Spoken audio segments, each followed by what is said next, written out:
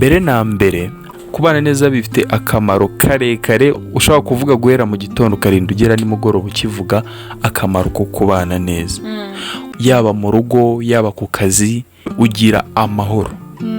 Ahantu ubanye n'umuntu neza uba ufite amahoro, utuje, wumva ko nta kibazo gihari hagati yawe n'undi muntu. Nyuma y'uko bitanga amahoro kandi bigatanga amahoro arambye, buriya iyo ubanye n'abantu igihe kirekire mubanye neza, biragenda bikarema ikintu kirenze icyo wowe watekerezaga. Yego. Birakubaka mu iterambere. Niba ushinze bizinesi ubana neza n'abantu, abaturanyi, nta kuntu batazaza kuguhahira. Niba ushinze botike, ni gute abantu batazakubera abakiriya kandi mubanye neza nta kibazo ufitanye nabo.